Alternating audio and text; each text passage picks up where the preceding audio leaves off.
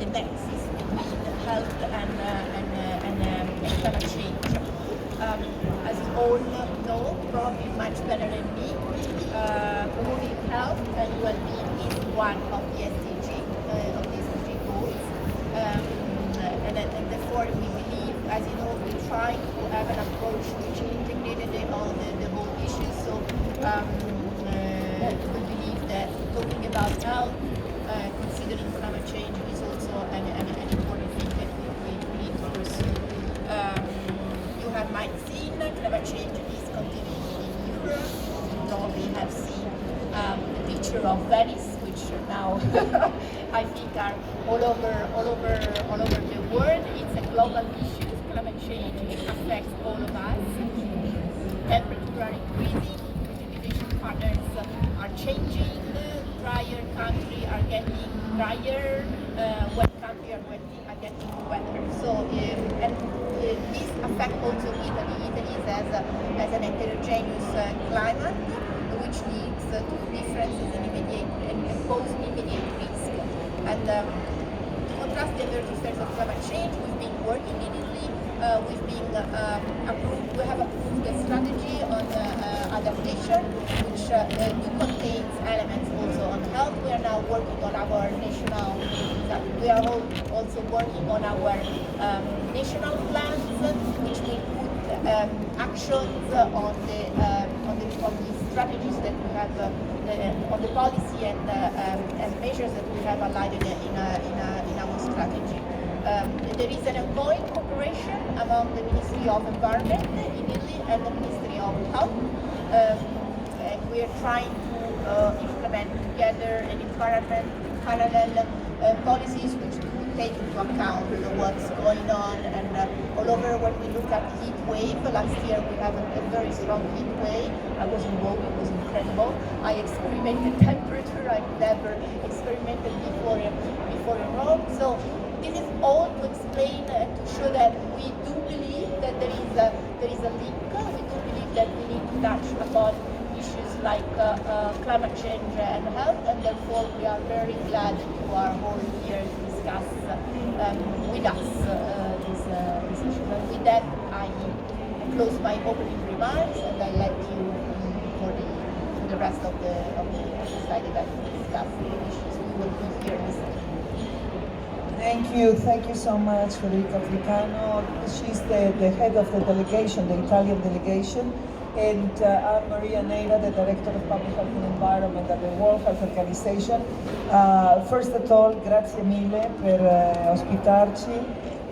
Thank you very much for hosting us. This is amazing. And in particular because just behind there is an amazing smell of Italian coffee. And that's always very pleasant and make a big difference. So, and in front of us we have España, and these days as an Spaniard I cannot stop to be proud, so allow me to say that. Yeah, I forgot that. I'm sorry, I'm very sorry. We are very grateful to our also Spanish, and we are impressed by the way they just realized the problems, and they just organized the meeting in less than, you were saying, 3 weeks, which is really which makes a little bit of problem to us next year, because we won't have any excuse for the organization, but definitely we are very, very glad for the work of today. Thank you so much. You know, let me share a secret with you. This is an anecdote, but let's be open today. I'm married to an Italian. Oh, wow. Nobody's perfect. And he used to say that we are crazy, yes. So the craziness of organizing a meeting in 3 weeks. And he says, to illustrate the fact that he's convinced that we are a crazy people, he always say, who else will be in front of a bull, un toro, and saying, so what? And we are the ones, the Spaniards. So probably organizing the COP was a kind of being in front of a bull and saying, so what? We are gonna do it. So anyway, let's move to the very serious business here. Again, Federica, thank you so much for hosting us and for providing this platform, for keeping pushing for what we think is a very strong and non-controversial argument in the COP and in the climate change negotiation. Who else will disagree with the importance of protecting the health of the people, promoting the health of the people, and stopping as well to polluting the health of the people and destroying our health? So the purpose of this meeting now, of this getting together opportunity, is to exchange what are the arguments for making sure that health is more and more represented at the COP, not for the sake of being represented, but because we are convinced that if the people understand the health arguments, probably they will accelerate the action they are taking, probably they will increase the level of ambition, and probably they will increase the speed at which they take action. So let's start for creating this. Thank you, Federica, and we understand you have to go. Thank you. To start with this set of arguments for those who are not convinced, or for the arguments that we will use outside this group, let me introduce Dearny Campbell-Andrew.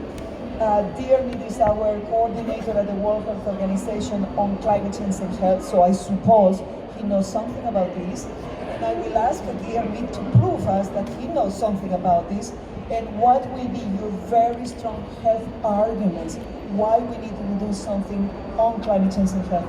Dearny, convince us. Thank you.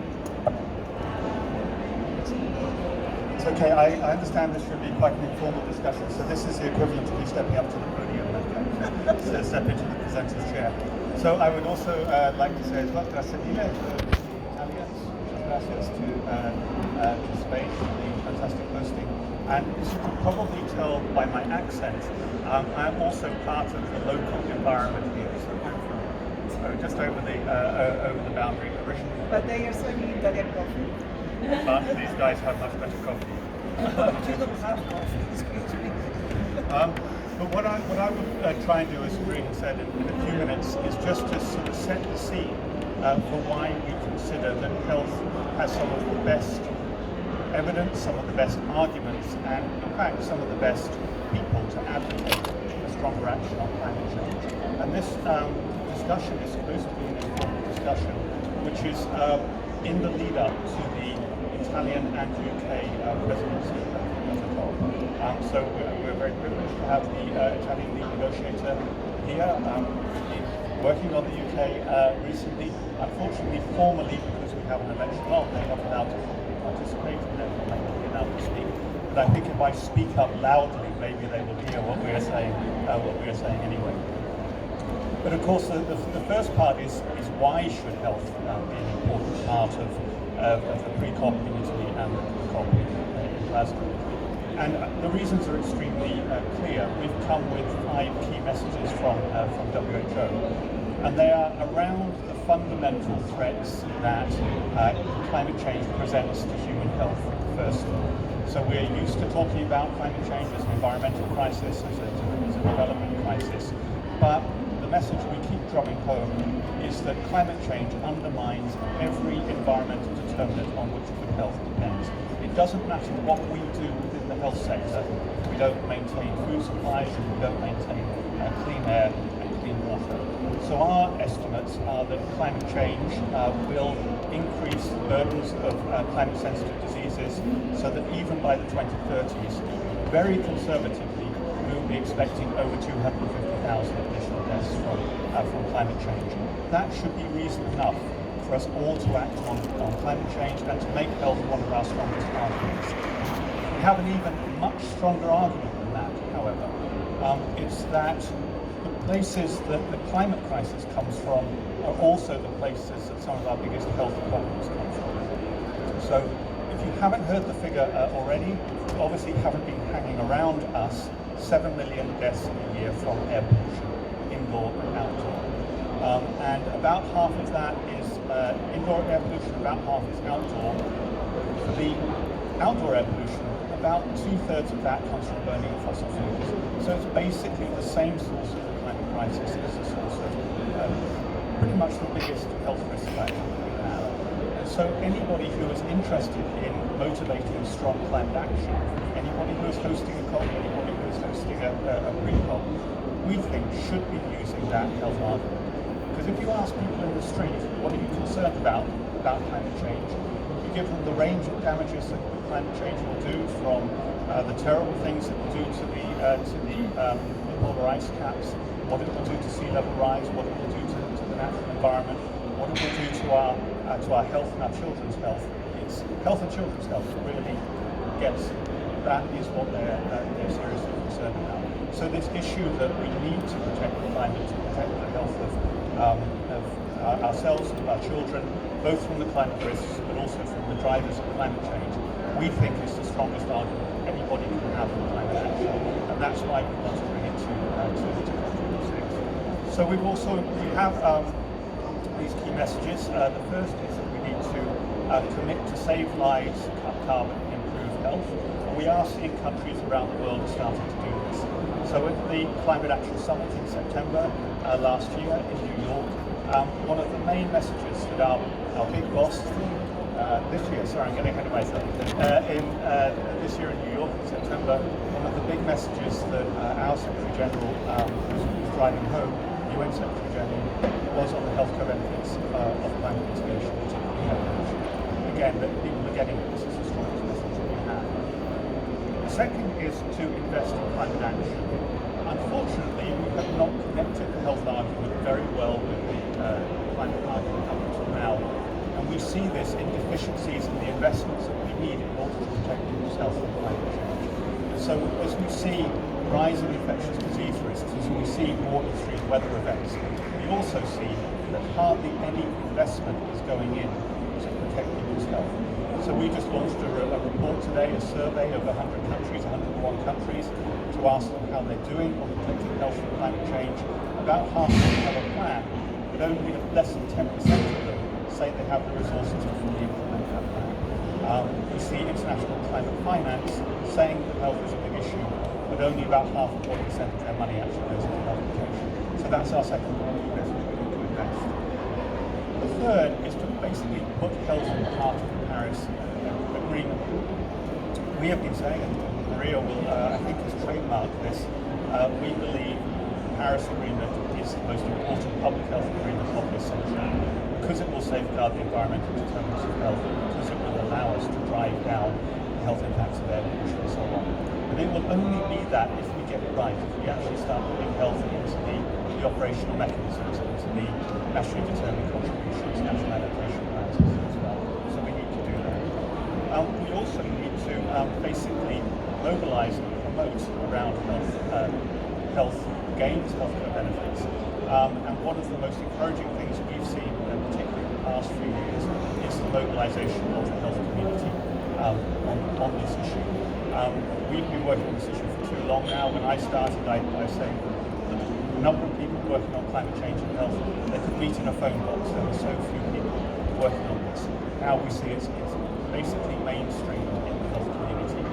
And the reasons why that is so important is that health professionals are numerous. So coming from the UK, the National Health Service is by far the biggest employer in the UK. I believe it's one of the biggest employers in the world after the Chinese military. The UK National Health Service is pretty much next in line. These people are numerous, they're connected to every community in the world, and they're highly trusted. So I've also seen from the UK the statistics on trust in different professions. And if you look at positive scores, people are trusted. Negative scores, don't believe what you say. Doctors come out right up at the top, plus 84. The only people that beat them are nurses on plus 89. Let you guess where politicians are, minus 63. So basically, if you want to, if you're running a COP, you want people to get behind your action, you need to have a health professional on board, or they can really help you. And I think two final comments. One that is some of the best collaborations I would say that we've had over the years have been with Spain, they've also been with Italy, and they have been with the UK. The UK has difficulty talking about it at the moment, but they have been at the forefront as well on climate action at the intergovernmental level. And we've also seen a health professional in the UK, the absolute top level professional, the editor of the Lancet, the Chief Executive Officer of the NHS, now they are also campaigning on climate change. So that's exactly the community that we need to get behind. One final thing that I should introduce is our final message to the COP is that we need to implement and monitor what we are doing, what gets measured, gets done. So one of the nice collaborations that we had is on climate and health country profiles. So I'll just show you here, we have the UK climate and health country profile and the Italian climate and health country profile. I think it says something about the personalities of the two countries. The Italian one has much more content in it, has much more Italians, I think, like to express themselves, they like to get their message across. But each of those basically goes through and describes what will happen to the climate in those countries, what the health impacts will be, what is the status of the response to that, and what are the healthcare benefits that we can gain from acting on that. So we produce these now for almost 50 countries around the world, and we produce it for others as well, and it's also the source of that survey information that I've introduced. I think there are people here who have also been involved in the Italian climate and health country profile who I hope will add more information on it. But that's basically the introduction I wanted to give. We believe health has the best evidence, we believe we have the best arguments, we believe we have the best people to come across. We absolutely want to get behind the Italian and the UK presidencies to contribute to making them successful. Thank you, dear. Thank you very much. And thanks for starting to convince us. I think I'm already convinced, but anyway, let's add more arguments to all of that. And for that, I will invite Jessica Bigley. She's a policy manager at the Lancet Countdown, and you probably know that few weeks ago, we launched in London this report where we are looking, the Lancet and some academics and others that, including WHO, who contributed what is the impact of climate change in health and how we are moving into that. Jessica, you have the floor. How are you? Good to see you. Thank you, Maria. I think there are two questions when we're thinking about engagement of the health community in climate change. And one is what we want to see at the end of the day. What does success look like at COP26? How would health be best integrated into those discussions? And then how can we get there? And I think in terms of how health can be integrated into climate policy discussions, the area that I see the discussion really building around is how health is featured in the NDCs. I think that's a huge conversation in itself, and definitely one that the conversation has already started on, but we've got plenty further to go. And there's then a question of representation of the health community at COP. There was a small discussion on this in a meeting I went to in Bonn earlier this year.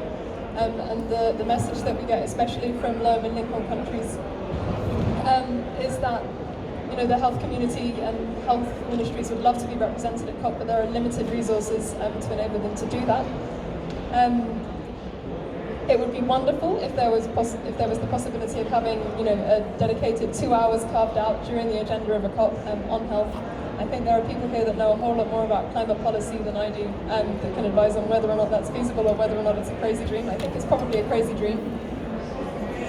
And finally, just an integration of health across all country statements. Health could be the common language of all member state representatives, or at least the majority of member state representatives, and could be linked in to the different statements that are made throughout the duration of the COP. And we all know that there are many statements.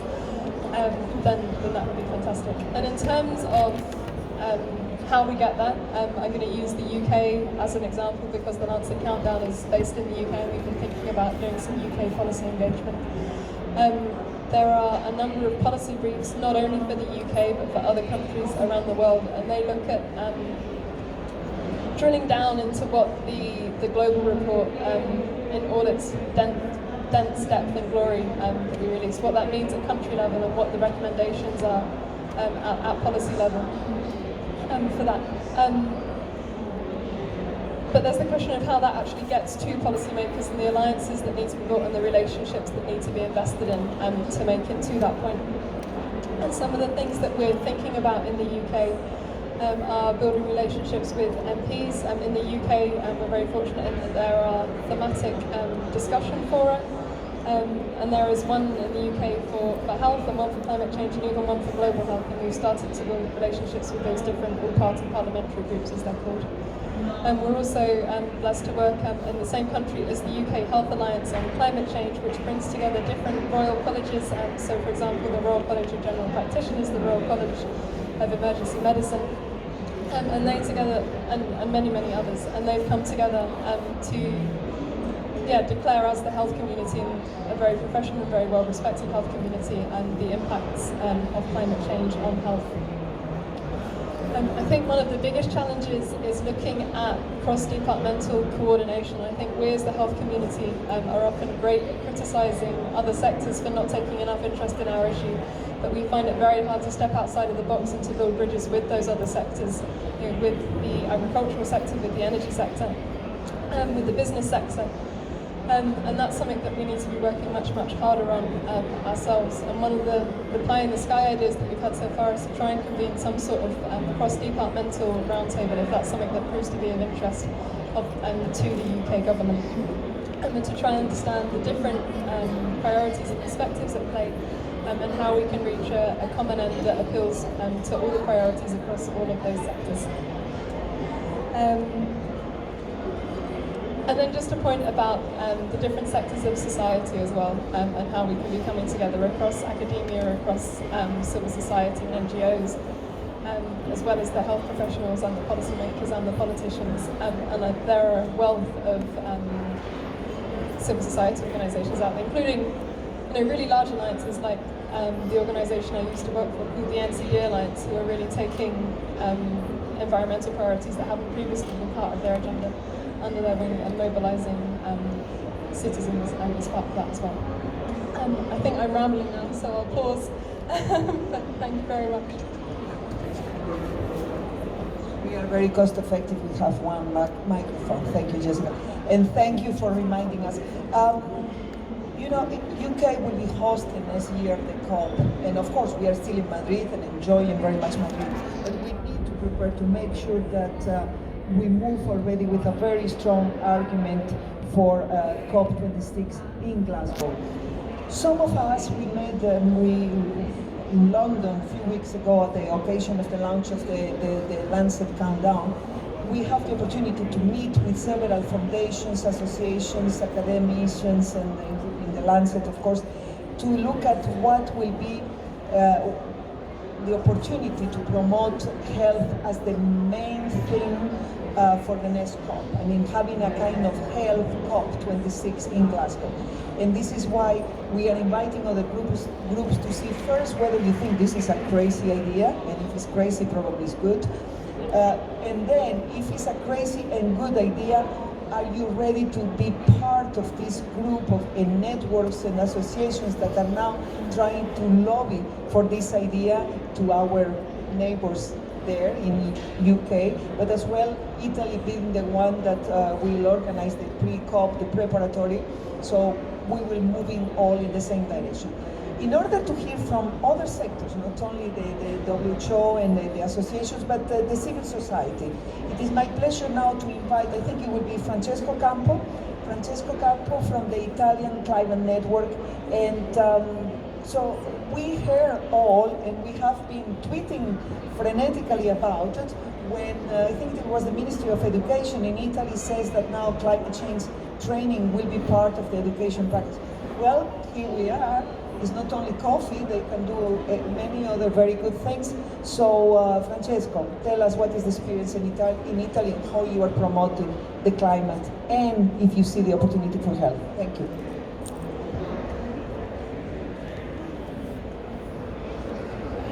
Francesco Campo, and I am a member of the Italian Climate Network. It is an Italian NGO which has the aim of raise the awareness and education about climate change, and not only in all its issues, and in this sense also the nexus between climate change and health. And the main activity of the Climate Network is through education, increase the awareness of the population about climate change and issues related to climate change.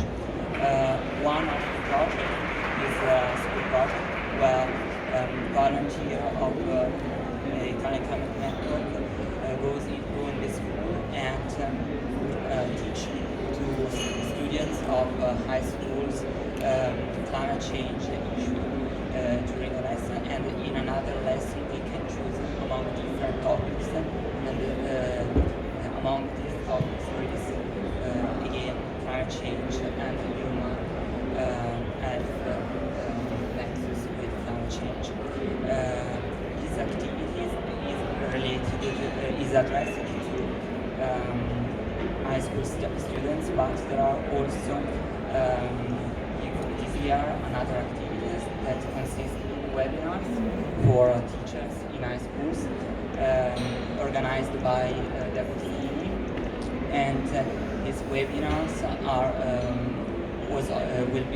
is object of one webinar, climate change and Nexus, and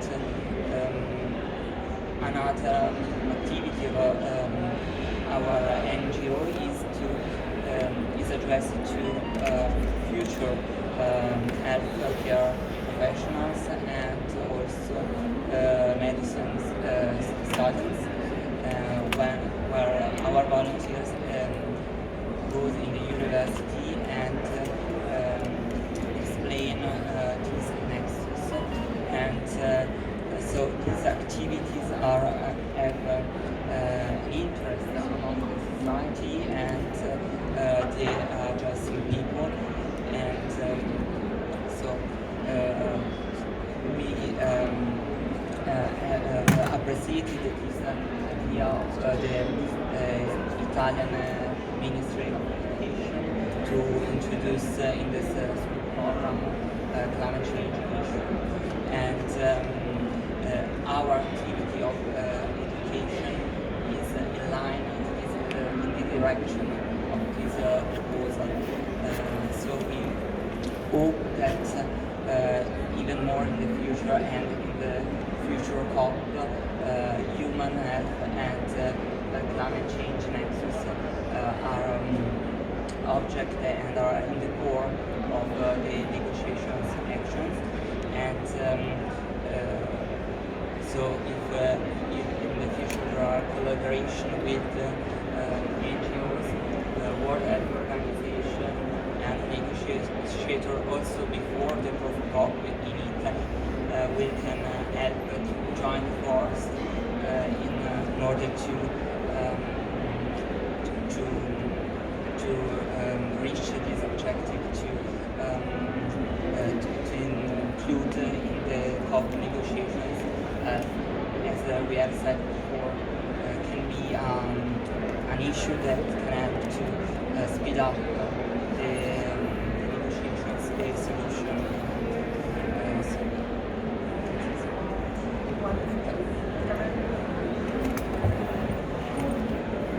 Thank you so much, and congratulations for having this initiative, and I hope it will go for even more.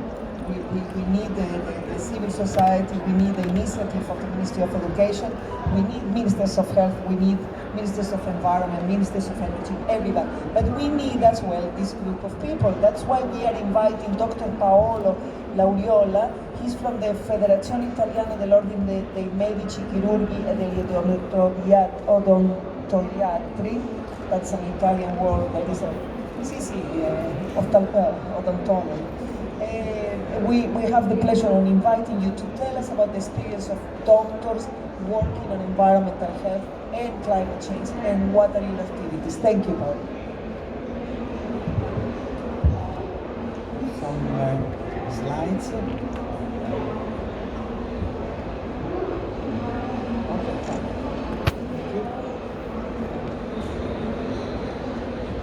The previous one.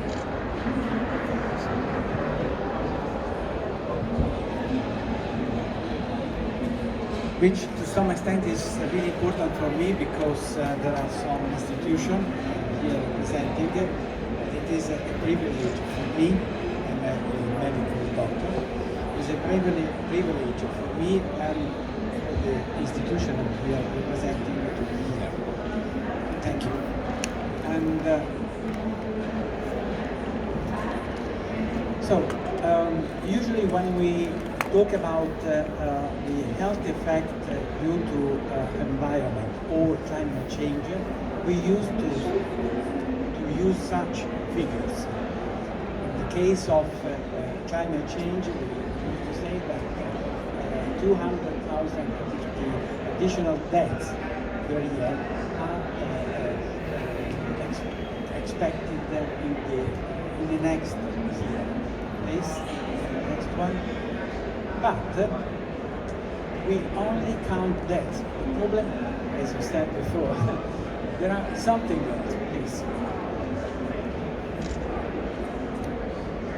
This.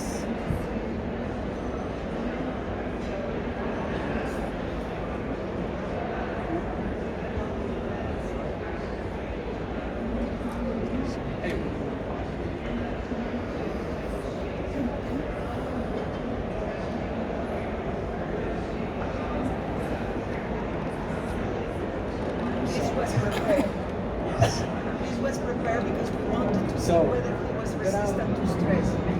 There are also many other not lethal events, such as asthma, such as some, for instance, metabolic or but also mental diseases, which are not lethal, and so the problem is that they have not counted. This is the problem. So the point is, what is the real health burden due to climate change?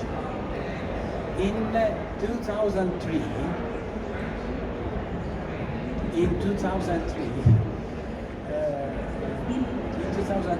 they WONCA, which is an important medical organization, world organization, claimed that 95% of the people, yes, this one please, 95% of all patients complain from health diseases remain in long-time primary care, and 80% of them can definitely be solved in primary care. This is extremely important to take into account.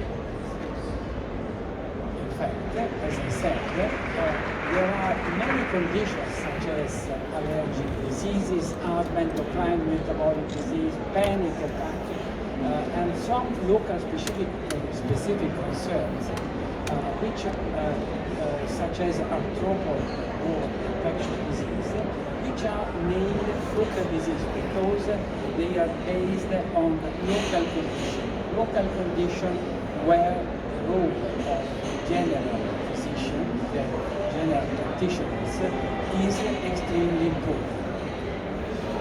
Okay? So, we think that doctors can close the gap between environment and health because, first of all, because they are aware of what is happening in their area, and secondly, because they are very influential, as somebody said before. Very influential either in terms of individual patients or communities.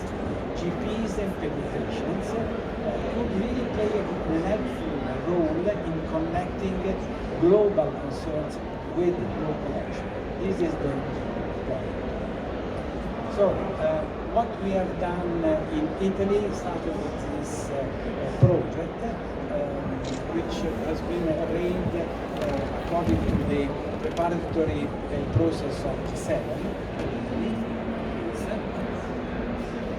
And these projects, the main objectives of this project are epidemiological surveillance to study and monitor the effect of environmental critical issues on health and the population, and, as I said before, advocacy to raise awareness and inform citizens about the connection between health and environment and sustainable lifestyle, that is, health literacy, empowerment, and community engagement.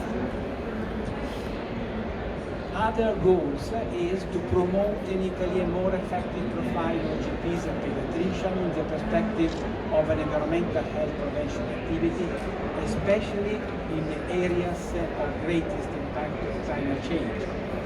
To reaffirm the role of GPs and pediatricians in promoting healthy habits and sustainable lifestyles, not only in terms of individual health, but also within a collective perspective of planetary health.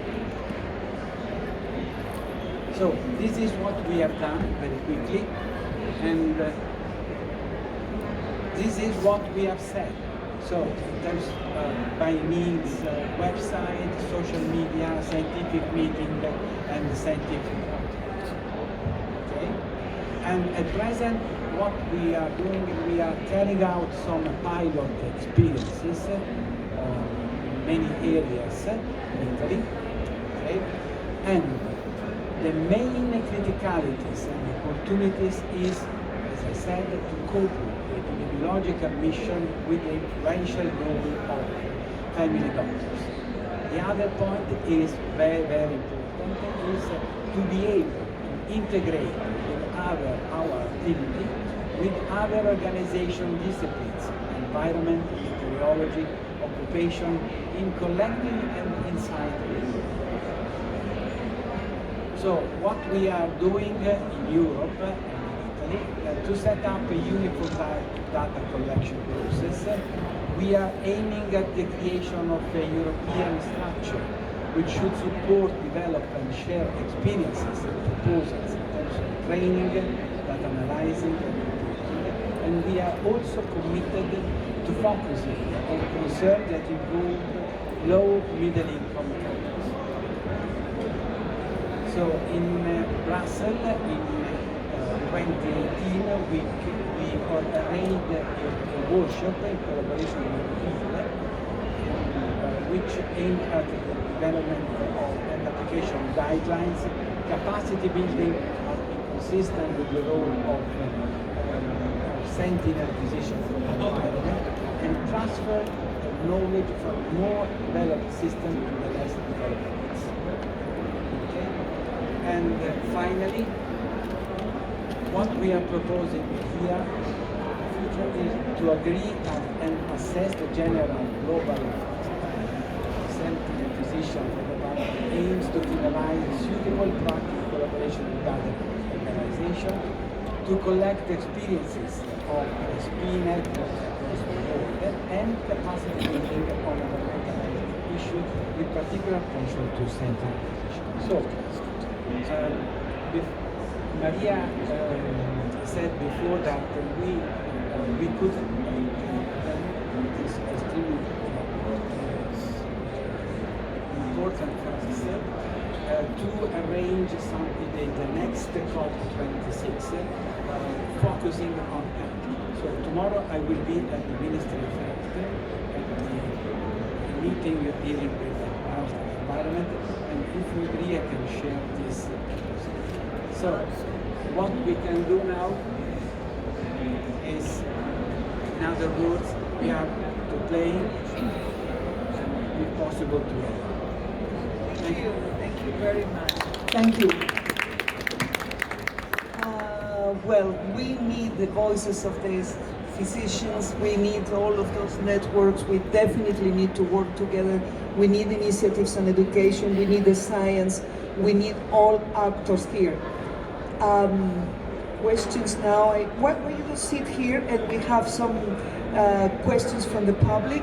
Sorry, dear, you have to sit here in the front on a different chair, but because you are from WHO, you need to be flexible and accommodate. No.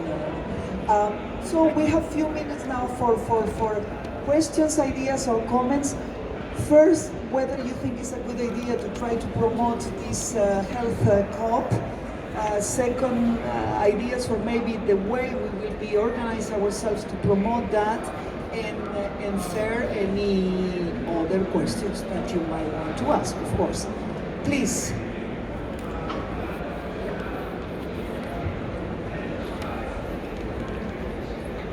Hello, how are you? I'm also a family physician. I work on the environmental issue for about 10 years. Yeah, I'm very glad to hear about that. We can have the chance to put health issue in COP as the theme. My person, I totally agree that it's very important. It will attractive the concern of the general public because health is, I think, that everybody very has to. The things I want to talk about is that how to get the other health professionals to buy in, like surgeon, like the other. I don't know your experience because I personally work in a hospital, and then the other like surgeon, like the hematologist, oncologist, they're very busy in treating patients, and then it's not easy to get them to buy in the climate change issue. Maybe family doctors, family physicians, or public health workers, there's easier for them to buy the idea. But I don't know your experience in how to even the healthcare, like their association of like surgeon, their association, and in their regular conferences, they did not talk about the climate change issues. Yeah, I don't know. Thank you. We want to collect more questions. Let's collect more questions. Jenny Miller, Director of the Global Climate and Health Alliance, which is an alliance of health professional organizations and health NGOs working on the issue of climate change. And for all the reasons that have been laid out, you know what I'm going to say. We absolutely support this. And I think I can commit that GCHA will do everything in its power over the coming year to elevate health in the climate conversation and really make health a focus for COP26 and work very closely with anybody else who's working on this issue. Gentleman there.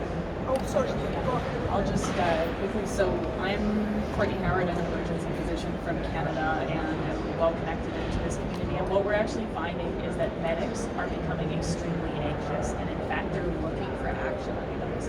And so they're just looking for us to provide the organizational structure and the goals and to tell them what to do, because they don't have time to figure it out for themselves. But if you say, do 1, 2, 3, they can do that. And in terms of motivating the surgeons, there's 2 things that has worked in Canada. One has been having successful campaigns.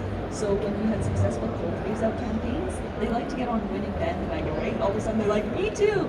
And then they join.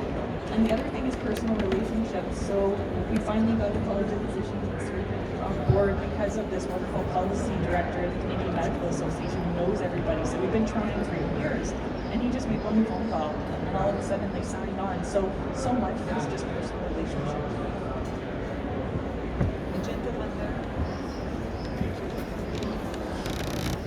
I'm Domenico Vito from Fondazione Lombardia Ambiente, and I'm also part of Yango. I'm a biomedical engineer, and thank you all for the speech. I particularly appreciate one point when it was mentioned that it's important also to build the bridges with other categories, between physician and categories. In order to that, I want to ask, what do you think about urban health involve, for example, urbanists, architects, together with physicians to design a better city together in order to have a preventive and medicine. Also, the environment could be important also to prevent the disease like asthma and so on. And so, one more opinion on that. Thank you. Have a couple of questions and then we wrap up. Hello, my name is Amr Wajdan and I'm a medical doctor from Egypt. I just have a question. So, thank you so much for the initiative for having the next COP as health. For sure, it's a great thing. My question is like during this COP, many member states are not having representatives from the Ministry of Health or like health representatives. So, what do you think like efforts can be done by the host country, by Italy and UK, during the next COP to ensure that member states have representatives from the Minister of Health or even health representatives? Thank you. Hi everyone, I'm Maki from South Africa. I'm a medical doctor and also World Medical Association, and we fully do support that health. COP26 should be focused with health, and in terms of that, I think these discussions are very important to go back and take it back to our home countries to carry on, making sure that we have health as a priority for COP26. And, we want to have more of these discussions, and thank you very much. And the last, before we Hi, Purnima Prabhakaran from the Center for Environmental Health at the Public Health Foundation of India. Regarding the idea, it may be crazy, but it's a fantastic idea and it's a necessary idea. I think we all endorse this, health at the next COP.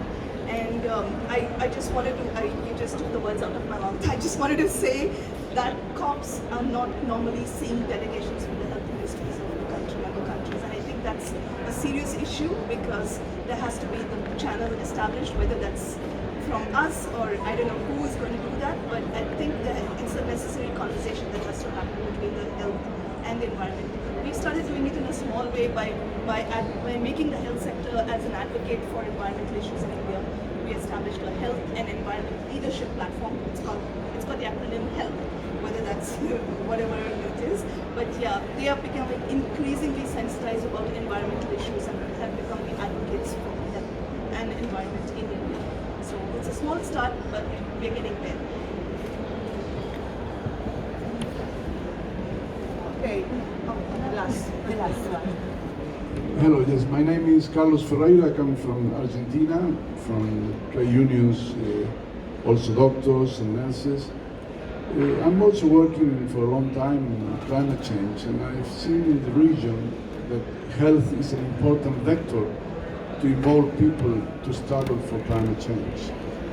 I think in Europe is the same situation, and probably the same in Africa and other areas. I think the idea that Maria has to have an important health input in Glasgow COP26 is very important, but it should be organized in a proper way, in a form in which the health community can really meet along the 10 days of the COP and to deliver a health action plan to the plenary of the COP, in order that the plenary COP adopts the recommendation of the health community. That is a proper way in which COPs should be working around the issue of climate change. The United Nations have an historical responsibility to call on the opinions of civil society, but also specialized bodies regarding the particular points when they meet in the General Assembly. The COPs never has called on a parallel forum or civil society of other areas that works parallel to the main deliberations of the conference. That exchange of working parallel to the main deliberations of the conference is very, very effective. Each day it fits mutually the two conferences. So the idea to have Maria health input, it should be organized in a parallel meeting which we can at the end of the 9 days we deliver to the plenary of the COP a health plan of action health of the health community as well.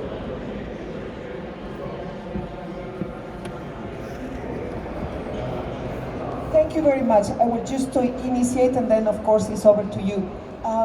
I fully agree that if we go for a health COP or health in the COP, it cannot just be a slogan, because then we will look full. We will be happy because they put on a slogan and so what? We need to request to the participants of the COP that health could be endorsed, or health could be on the negotiations, or as you nicely refer, having a health plan for them to endorse it. In relation to the fact that there are not ministers of health, we have other opportunities for ministers of health. There are the World Health Assembly and others.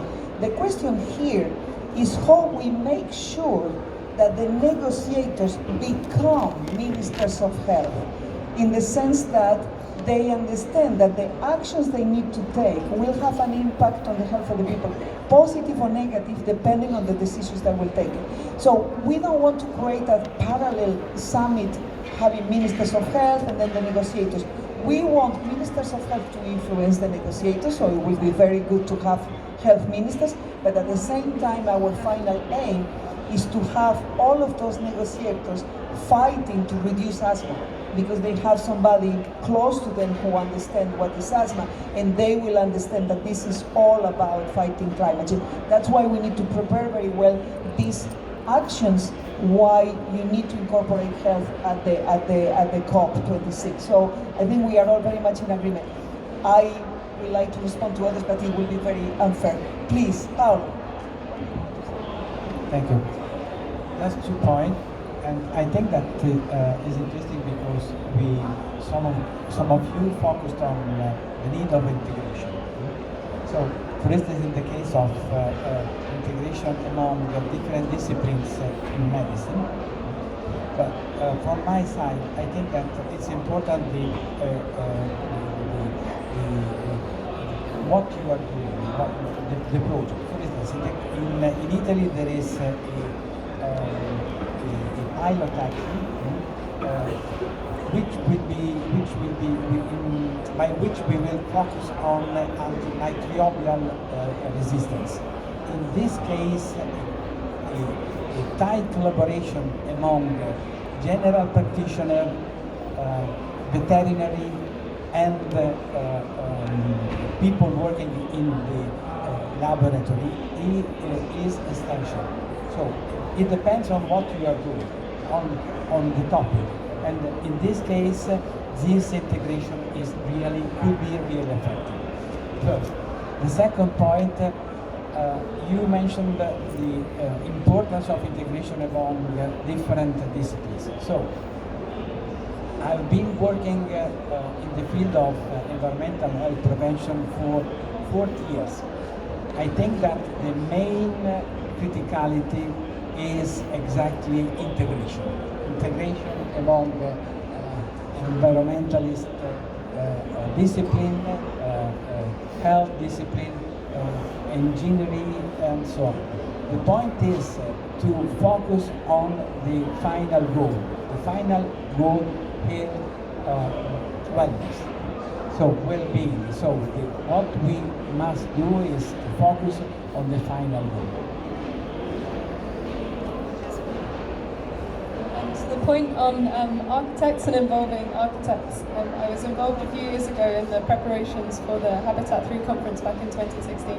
And going back to the point I made earlier about how the health community criticises other sectors for not being champions of health, the architects and the town planners are some of the most health-savvy people that I've ever interacted with, and it was a pleasure and a joy, so absolutely we should be involving the urban planners and the architects.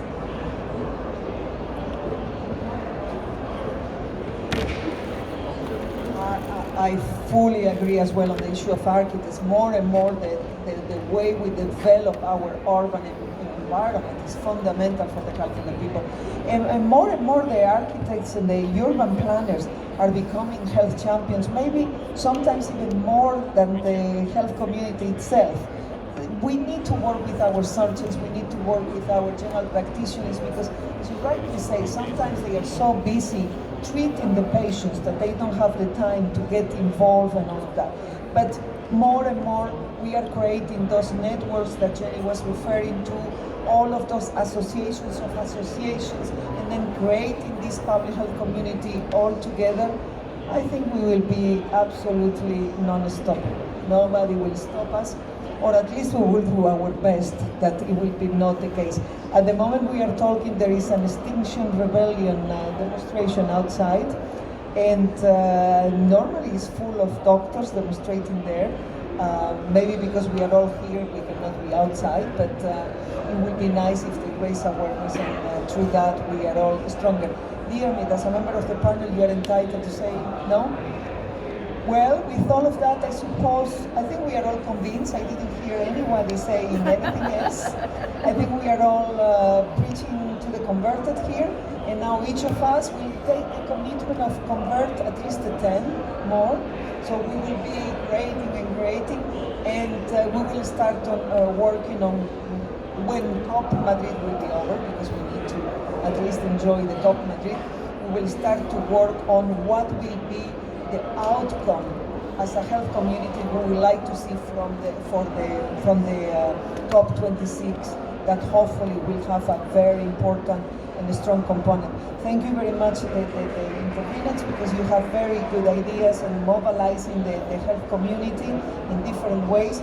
So thank you very much for that. Thank you, dear. Thank you all for participating, and of course, big thanks to Italy and the Italian Pavilion, and certo, viva Italia, anche viva Spagna.